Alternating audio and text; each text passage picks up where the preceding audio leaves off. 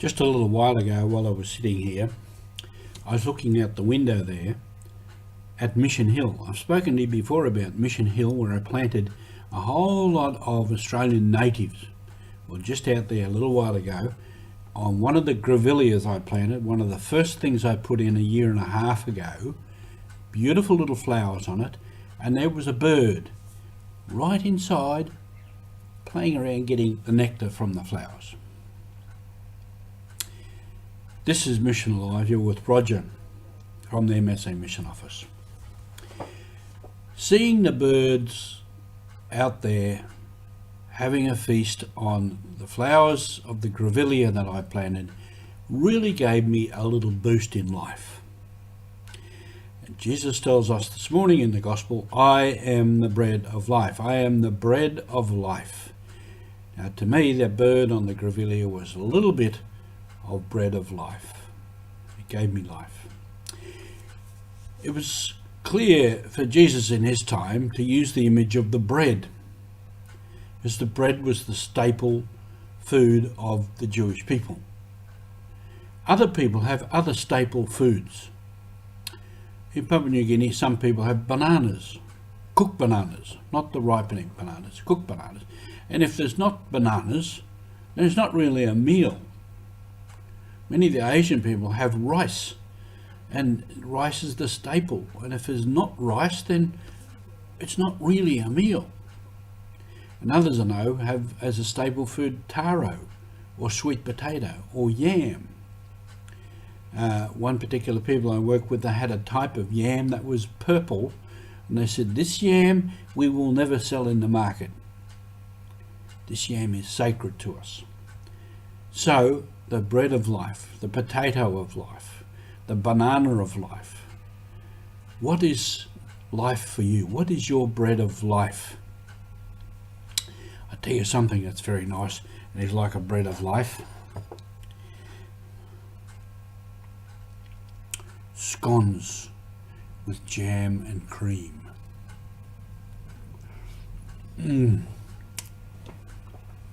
That is something, that is bread of life. That is nice.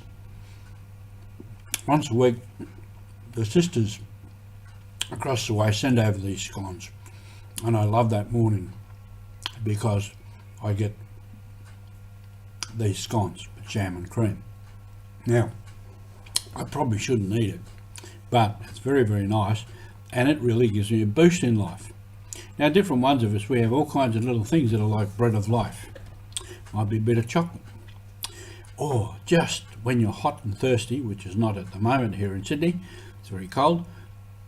When you're hot and thirsty, a beautiful drink of pure, clear, cold water, or later in the day maybe a beer. But what is the life? What is the bread of life for you? Many things can fill that. A day or so ago, I did a funeral. It's a friend from many, many, many years ago, a young fellow that used to be in the seminary with us and left and went on with his life. And his sister died. And it turned out, and I didn't know her and I didn't know any of the family, but everybody spoke of her as the most friendly, funny, nice person in the world. And everybody who knew her was a friend, not only a friend, but a best friend. It sounded like a remarkable woman. And I said to the people during the service that I was jealous of them. And one of the things I'd missed out on life was meeting this woman.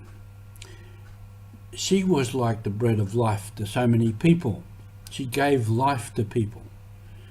I said she was a teacher, and every lesson had the kids interested and gave them life. So it's something to reflect on today. What is the bread of life? What is it life for you? Another group of people I knew in Papua New Guinea, they had sago. You have these big palm trees of sago. A heck of a lot of work to get the sago out of the tree. A lot of work. But they would have the sago, the dry sago, in sacks, in bags, and they put it in a place in the house where it kept dry. But They said this, when there's a dry season, when there's no other food, this is our saviour. This is what keeps us alive. So sago is, for them, it's the bread of life. So whatever is your bread of life, enjoy it, particularly in this time when life can be very difficult. But don't overdo the chocolate or the beer. But enjoy whatever is your bread of life. Thank you for being with us.